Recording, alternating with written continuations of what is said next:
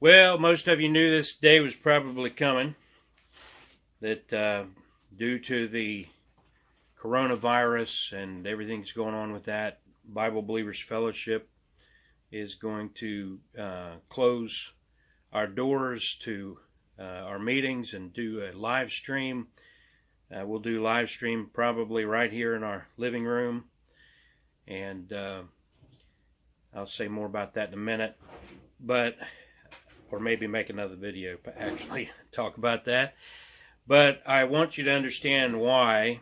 It's on the one hand, I want you to know we kept having services.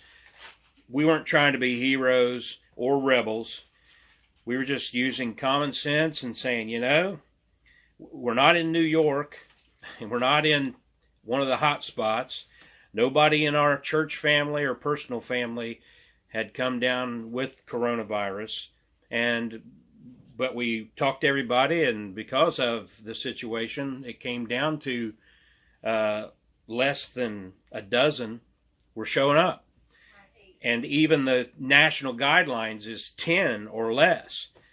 And Sunday we ended up with 14 and on a Sunday, so we were only a little bit above the national guidelines. But it's starting to hit closer to home. I'll put it that way. I'm not going to name names or anything like that, but just people within 2 or 3 layers of our loved ones and associates, including BBF people and including blood relatives. We've just got some people who have come into contact with people with the virus. Even though no one, as far as we know, among our friends and family and loved ones, none of them have the coronavirus. But I've been watching because, folks, I'm in that group. I'm over 50, and I have underlying conditions. And if I got this thing, it might take me out. I'm just being honest. I'm not afraid to go, but I just don't think we should, flirt with disaster and tempt death or anything like that. And we've got some people who are just really concerned now, and we also don't want to upset our neighbors, people in the neighborhood where the church building is, upset people in the community. That's not what we want to do unless we have to. I just want to say, some folks are a little bit, I think, overboard on this thing. I do believe that the government is taking some liberties. Watch our current events update. I'm concerned about some things that the government is doing. And the stimulus bill was a big sham. It's a redistribution of wealth and things like that. I have a problem with those things. But there is a coronavirus pandemic. It is real. If anyone's saying it's not, they're stupid. People are dying. It's just still not reached the levels of type A and other flu deaths. The percentage, I believe, is exaggerated. I think for the most part, you're only really in danger if you're in one of those groups. But it just so happens most of the people in our church family and in our personal family fall into those categories.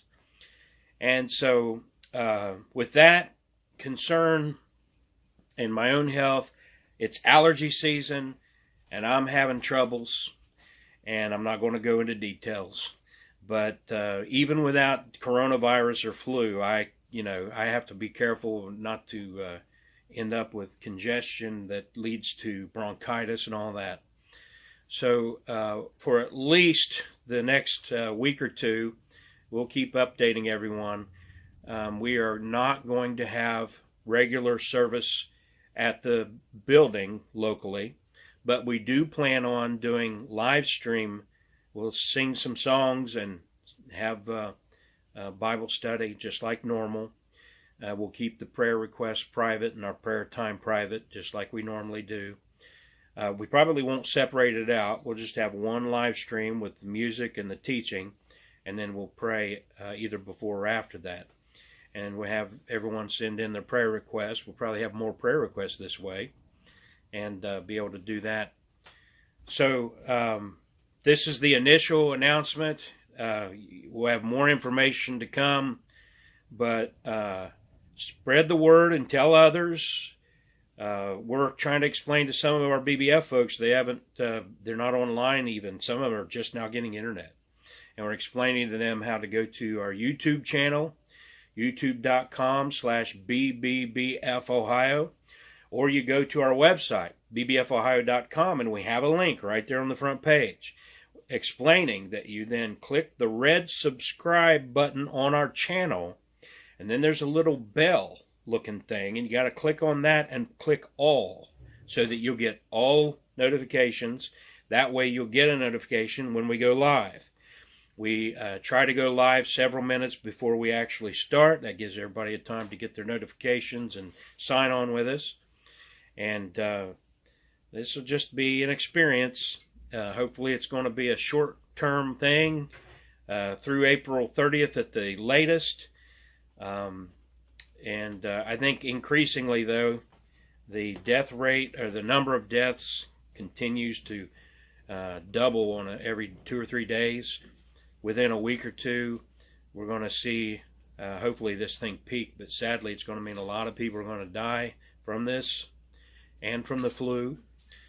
And we'll just weather through, trust the Lord, and we'll continue to do what we're supposed to do. I'm going to, as the weather warms up, I'm still going to try to get out on the street with a sign and social distancing. I won't go up to people personally.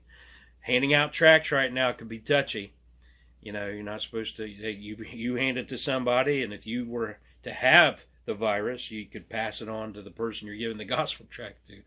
So use common sense and do what you ought to do. Send us any email you have, any questions or comments, bbfohio@protonmail.com. Let's pray for one another. Let's pray for God's mercy, that this thing will not explode the way they are saying they expect it to. Pray for your president. Pray that he'll have wisdom, that he'll do the right thing. And pray for your own state, your own governor, your own leaders, to also use wisdom and to have the wisdom to do the right thing. And stay in the Word and keep on keeping on and look up, for our redemption draweth nigh.